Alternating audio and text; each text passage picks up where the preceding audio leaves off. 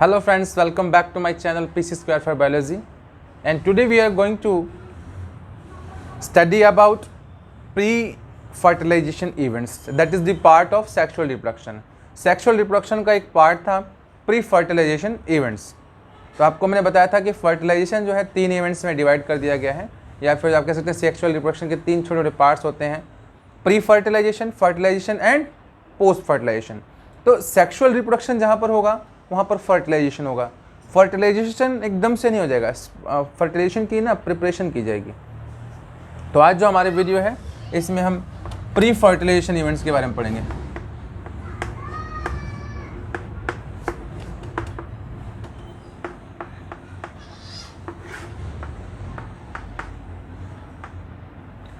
Pre का मतलब होता है बेटा पहले,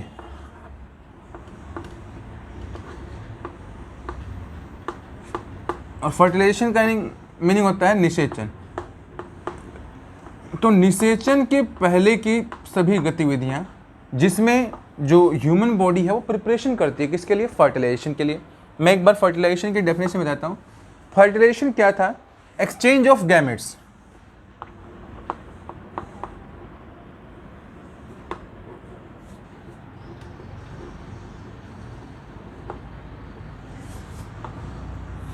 बाय ऑर्गेनिज्म.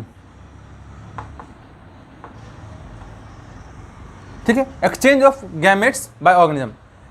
जीवों के द्वारा जो गैमेट्स हैं इनका आदान प्रदान फर्टिलाइजेशन कहलाता है. या फिर आप कह सकते हैं meeting of male and female gamete at a given particular place.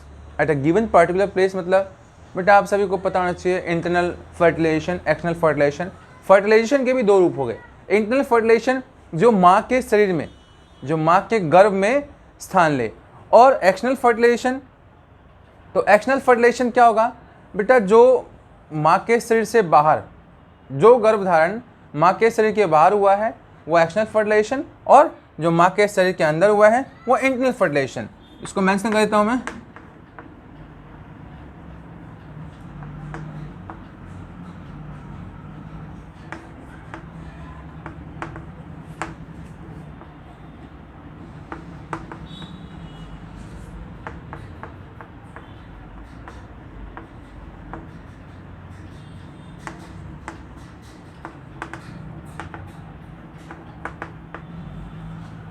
तो एक्सटर्नल फर्टिलाइजेशन का एग्जांपल यहाँ पर है. देखिए एक्सटर्नल फर्टिलाइजेशन जहाँ हो रहा है वो जैसे कि फ्रॉग हो गया. अब फ्रॉग क्या करता है? जल स्रोतों में, पानी में अपना अंडा देगा और पानी में ही इनका जो आगे का प्रोसेस है वो कंप्लीट होगा. लेकिन इंटरनल फर्टिलाइजेशन का एग्जांपल है हमारे पास ह्यूमन बींग्स.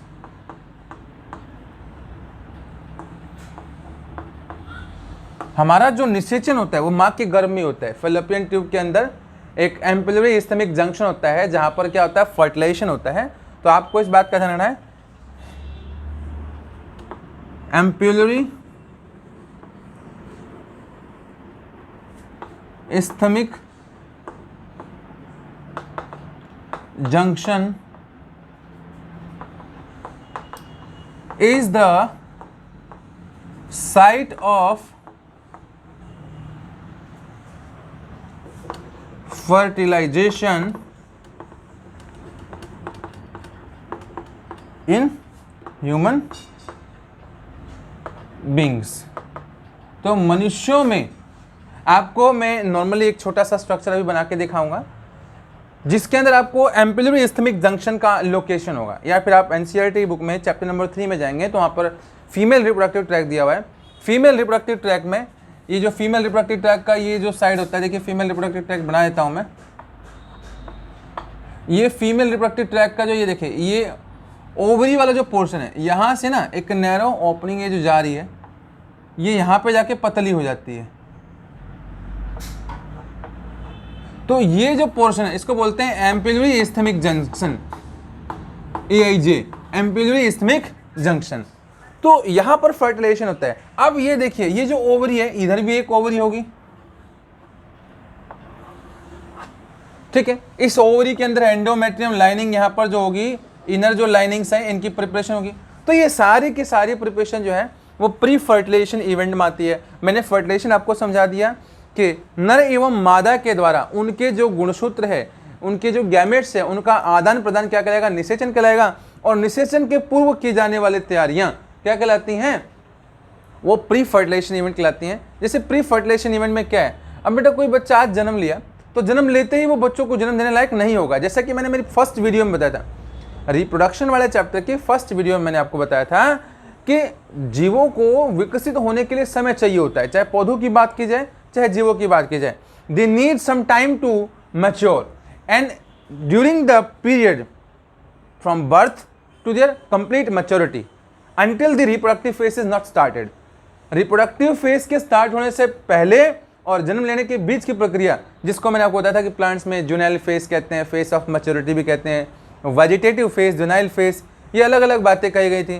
तो ऑर्गेनिजम्स में इसको क्या कहते हैं बेटा? मैच्योरिटी का फेज कहलाएंगे। प्लांट्स में क्या कहेंगे? आप फर्स्ट वीडियो में इसको क्लियर कर सकते हैं कि जुवेनाइल टर्म किसके लिए इस्तेमाल की गई थी और वेजिटेटिव टर्म किसके लिए। तो वेजिटेटिव टर्म्स जो होती हैं प्लांट्स के लिए इस्तेमाल करती हैं, वेजिटेटिव फेज बोलते हैं प्लांट का, और जुवेनाइल जब ऑर्गेनिज्म क्या करता है? ग्रो करता है। तो अब आपको एक चीज समझना है कि जब वो रिप्रोडक्टिवली एक्टिव हो जाएगा तो रिप्रोडक्टिवली एक्टिव होने से पहले उसने क्या किया? बहुत सारी प्रिपरेशन की। जैसे हमने 18 वर्ष की उम्र से पहले बहुत सारे परिवर्तन अपने अंदर देखे।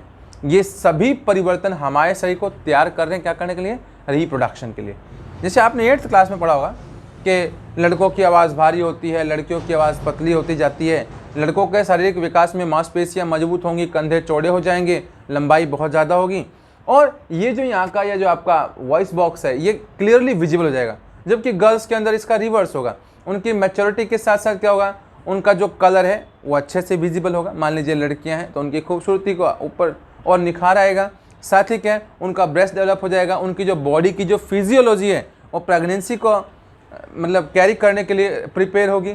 साथ ही जो मिल्क फीडिंग ग्लैंड्स हैं ब्रेस्ट के साथ वो भी एक्टिव हो जाएंगी और हार्मोनल एक्टिविटीज स्टार्ट हो जाएंगी। तो ये जो हार्मोनल एक्टिविटीज़ हैं ये सारी की सारी क्या करती हैं? प्री फर्टिलाइजेशन इवेंट्स में बहुत ही महत्वपूर्ण भूमिका निभाती हैं। जिससे सबसे पहला प्री फर्टिलाइजेशन इवेंट क्या है? मान लीजिए किसी व्यक्ति ने अपने 18 वर्ष पूरे कर लिए, 18 से 21 वर्ष के बीच में, और उसकी बॉडी में गैमेट्स का बनना शुरू नहीं हुआ है, तो लैक ऑफ गैमेटोजेनेसिस। आपके शरीर में अगर गैमेटोजेनेसिस नहीं हो रहा है तो आप शारीरिक रूप से तो सेक्सुअल एक्टिविटीज में पार्टिसिपेट कर सकते हैं, लेकिन बच्चों को जन्म देने में सक्षम नहीं होंगे। तो इसलिए आपको समझना है कि गैमेटो का मतलब होता है गैमेट और जेनेसिस का मतलब होता है फॉर्मेशन, गैमेट फॉर्मेशन। अगर किसी को कुछ लिखना है तो आप लिख लीजिए, वरना मैं मिटा देता हूं इसको।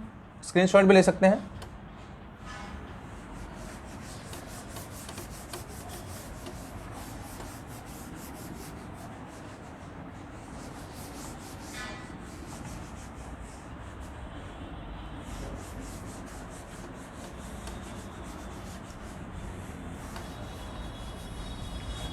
देखिए गैमेटोजेनेसिस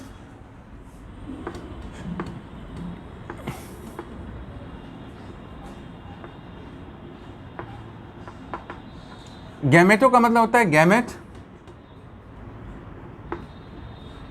और जेनेसिस का मतलब होता है फॉर्मेशन।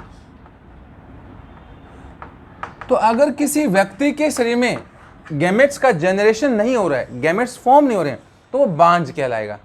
बांझ कहलाने का मतलब क्या है कि वो शारीरिक रूप से तो सक्षम होगा, लेकिन देखिए मानसिकता और शारीरिक रूप से सक्षम होने का मतलब क्या है? वो फिजिकल कांटेक्ट करेगा अपने पार्टनर के साथ, फिजिकल रिलेशन बनाएगा, लेकिन जो केमिकल इंटीग्रेशन है उसकी बॉडी का, केमिकल इंटीग्रेशन मतलब उसको जो फीलिंग्स होती हैं उसकी, या फिर जो उसके शरीर में जो क्रोमोसोम्स का विकास है, जो गैमेट्स हैं वो बन ही नहीं रहे हैं, तो वो कहीं ना कहीं भौतिक रूप से भाग लेने के बावजूद वो अपने बच्चों को जन्म नहीं दे पाएगा। तो गैमेटोजेनेसिस क्या है? गैमेट्स के बनने की प्रक्रिया, the process of formation of gametes, the process of formation of gametes is called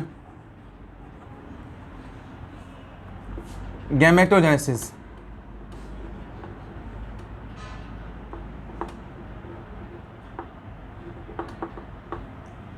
ठीक है, बॉयज में इसको हम स्पर्मेटोजेनेसिस कहते हैं और गर्ल्स में इसे oogenesis कहते हैं, क्योंकि बॉयज के अंदर स्पर्म का विकास होता है तो उसको स्पर्मेटोजेनेसिस बोला जाएगा, और गर्ल्स के अंदर ओव्यूम का विकास होगा ओवरी में तो उसको बोला जाएगा oogenesis। तो ये प्री फर्टिलाइजेशन का एक इवेंट स्टेप था, एक बहुत ज़्यादा इंपॉर्टेंट इवेंट था।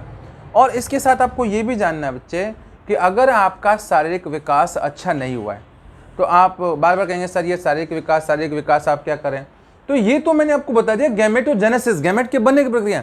अगर आपका फिजिकल डेवलपमेंट ही नहीं हुआ है, आपका जो सेक्सुअल ऑर्गन है, अगर आपका सेक्सुअल ऑर्गन डेवलप नहीं हुआ है अच्छे से, किसी भी रीजन से, किसी भी कारण से, हो सकता है कि आपका जो सेक्सुअल ऑर्गन है उसका अच्छे से विकास ना हुआ हो सकता है कि आपकी जो फिजिकल ग्रोथ है वो अपनी उम्र के बच्चों के कंपैरिजन में कम हो, तो भी आप एक्टिव नहीं हो पाते हैं सेक्सुअली, और आप अपने जो सेक्सुअल एक्टिविटीज़ में पार्टिसिपेशन है वो कंप्लीट नहीं कर पाएंगे। तो प्री फर्टिलाइजेशन इवेंट में आपने देखा कि जो फिजिकल मैच्योरिटी वो बहुत महत्वपूर्ण रोल प्ले करती है, साथ ही गैमेटोजेनेसिस इंपॉर्टेंट रोल प्ले करेगा। एक बार इसकी डेफिनेशन लिख लीजिए।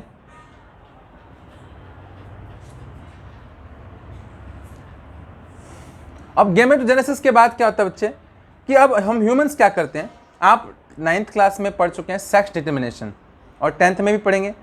तो जो मेल होता है ना, मेल फादर जो होता है वो X और Y क्रोमोसोम रिलीज करता है, जबकि जो मदर होती है वो हर एक केस में X और X क्रोमोसोम रिलीज करती है।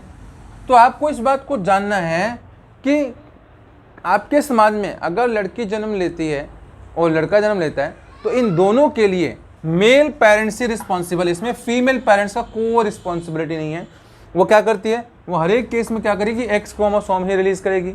हाँ, अगर आपका जो मेल पार्टनर है वो X रिलीज करेगा तो बॉय, अगर मान लेते हैं उसने यहाँ से, बॉय ने क्या करा, मेल ने यहाँ से X रिलीज कर दिया और फीमेल ने यहाँ से क्या करा, X रिलीज कर दिया, तो ये जो चाइल्ड होगा वो गर्ल चाइल्ड होगा। ठीक है, तो आपको मैं बताता हूँ कि जो ये बॉय है या फिर जो मेल है, male has important properties to design और to tell the truth where the child is male और फीमेल। यही वो सच बताएगा कि जो बच्चा है वो लड़का है या फिर लड़की। अब इसी के केस में क्या होगा, यहाँ पे से तो हमेशा X ही आना है, और अगर यहाँ से Y आ गया तो क्या हो जाएगा, XY, मतलब बॉय चाइल्ड। तो बेटा ये गैमेटोजेनेसिस बहुत महत्वपूर्ण रोल प्ले करता है। अब आपको बताते हैं सेक्सुअलिटी के बारे में। अब देखिए सेक्सुअलिटी का मतलब क्या है कि एक बच्चे को जन्म देने के लिए एक नर और एक मादा की आवश्यकता पड़ती है, लेकिन कुछ पौधे होते हैं, एक अकेले पौधे के अंदर दोनों ऑर्गन प्रेजेंट होते हैं, मेल भी और फीमेल भी। तो अगर एक ही ऑर्गेनिज्म दोनों के दोनों जीवों को अपने अंदर रखता है तो मतलब ऑर्गेनिज्म तो एक ही है और सेक्सुअल कैरेक्टरिस्टिक दो हैं, तो उसको बोलेंगे यूनिसेक्सुअल और बाइसेक्सुअल। उदाहरण के लिए यूनिसेक्सुअल बाइसेक्सुअल को अच्छे से समझना है, कुछ उदाहरण भी लेके चलने हैं। जैसे अब सबसे बड़ा आप लोगों का करना है इस बात को समझना भी है और अपनी एनसीईआरटी की बुक को बहुत अच्छे से पढ़ना है। देखिए एनसीईआरटी की बुक पे पेज नंबर 11 पे ये चीज़ बहुत अच्छे से समझा रखी है कि यूनिसेक्सुअल क्या है, बाइसेक्सुअल क्या है, बिल्कुल अच्छे से पढ़ना है, इसमें कंफ्यूज नहीं होना है। देखिए लिखा हुआ है, in several fungi and plants terms such as homothallic और monoecious are used to denote bisexual condition and heterothallic और dioecious are used to describe unisexual conditions. तो अब बाइसेक्सुअल और यूनिसेक्सुअल को बहुत अच्छे समझना है, इसमें कंफ्यूज नहीं होना है। In flowering plant the unisexual male flower is staminate. Flowering plants के अंदर मतलब वे पौधे जिनमें फूल खिलते हैं, जो सेक्सुअल रिप्रोडक्शन से अपने नए पौधे को जन्म देते हैं, उसमें जो यूनिसेक्सुअल मेल फ्लावर्स के पास स्टेमिनेट होगा, इस पर स्टेमन होंगे, जबकि जो फीमेल होगी उसके पास पिस्टिलेट मतलब पिस्टिल होगा। तो कुछ पौधों के अंदर मेल और फीमेल जो होते हैं प्रेजेंट होते हैं सेम इंडिविजुअल पर। तो जब एक ही पौधे पर मेल फीमेल प्रेजेंट होंगे तो उसको बोलेंगे मोनोसियस, और जब अलग अलग पौधे पे होंगे तो डायोसियस। इस बात को ध्यान रखना, मोनोसियस और डायोसियस को बिल्कुल याद रखना, इसमें कंफ्यूज नहीं होना। मोनोसियस, मोनो मतलब एक ही पेरेंट्स पर, single parents carrying both characters, monoecious. और डायोसियस में क्या होगा बेटा, both characters are present on two different bodies or to separate parents or to different organisms. अब देखिए, अब आपको समझना है कि प्री फर्टिलाइजेशन में गैमेटोजेनेसिस हो गया आपका। गैमेटोजेनेसिस के बाद गैमेट ट्रांसफर, जिसके लिए मैं आपको पहले ही बता चुका हूँ कि अगर आपका किसी भी कारण से भौतिक विकास नहीं हुआ है तो आप गैमेट ट्रांसफर नहीं कर पाएंगे। तो देखिए, गैमेटोजेनेसिस और गैमेट ट्रांसफर एक महत्वपूर्ण रोल प्ले करते हैं। गैमेट ट्रांसफर में क्या होता है? Exchange of gametes. और फिर उसके बाद आ जाएगा फर्टिलाइजेशन। एक्सचेंज ऑफ गैमेट्स में आपको बता ही चुका हूँ कि जैसे अगर ह्यूमन का एग्जांपल हम लेते हैं तो ह्यूमन के एग्जांपल में ये आता है कि जो भी मेल पार्टनर होता है वो फीमेल के रिप्रोडक्टिव ट्रैक्ट में क्या करता है? स्पर्म इजैक्यूलेट करेगा। स्पर्म के इजैक्यूलेशन का सही टाइम और लोकेशन होना चाहिए पता। जैसे आप मेंस्ट्रुअल साइकिल के दौरान ओव्यूम के रिलीज होने वाली डेट के आसपास अगर क्या करते हैं, नियर बाय का मतलब क्या है बेटा? अगर आपको एग्जैक्ट पता है कि भाई ओव्यूम के रिलीज होने की डेट ये है, तो अगर आप एज अ पेरेंट सोचते हैं तो आपको अगर बच्चा जन्म देना है तो सेक्सुअल रिप्रोडक्शन का जो ये सबसे इंपॉर्टेंट चीज़ है, ध्यान रखना है कि आपको अपना जो स्पर्म है उसको वेस्ट नहीं करना है। आपको क्या करना है? मेंस्ट्रुअल साइकिल के उस दिन जब क्या होगा, एग रिलीज होने वाला होगा, तब आपको सेक्सुअल एक्टिविटी करनी है। उस दौरान एग जो होगा वो स्पर्म के कांटेक्ट में आएगा और फर्टिलाइजेशन हो जाएगी। तो ये आज हमने प्री फर्टिलाइजेशन इवेंट्स के बारे में डिस्कस किया। फर्टिलाइजेशन के बारे में भी डिस्कस कर लिया है कि जहाँ पर गैमेट्स का एक्सचेंज होगा और गैमेट्स के एक्सचेंज होने से क्या होगा? यंग वंस का डेवलपमेंट स्टार्ट हो जाएगा। देखिए, जाइगोट बनेगा। अब दो हैप्लॉइड सेल्स मिलकर क्या करेंगे? 2 न्यूक्लिएट जाइगोट बनाएंगे। और जाइगोट का बनना ही क्या कहलाता है? फर्टिलाइजेशन कहलाता है। तो इसके बारे में और ज़्यादा हम विशेष अगले वीडियो में पढ़ेंगे। आज के लिए इतना ही। Thank you very much. तो देखो, फिर से आप लोगों से एक ही रिक्वेस्ट है, प्लीज़ हमारे चैनल को लाइक करें, शेयर करें और सब्सक्राइब करें। साथ में बेल आइकन जरूर दबाएं ताकि हमारी लेटेस्ट वीडियोज़ आप तक पहुँच सकें। और अगर आपको किसी भी तरह का कोई डाउट है, प्रॉब्लम है, तो आप मुझे मेरे व्हाट्सएप नंबर पे कांटेक्ट कर सकते हैं। व्हाट्सएप नंबर मैं अब डिस्क्रिप्शन में मेंशन कर दूंगा, या फिर आप कहते हैं तो मैं बोर्ड पे भी लिख देता हूँ।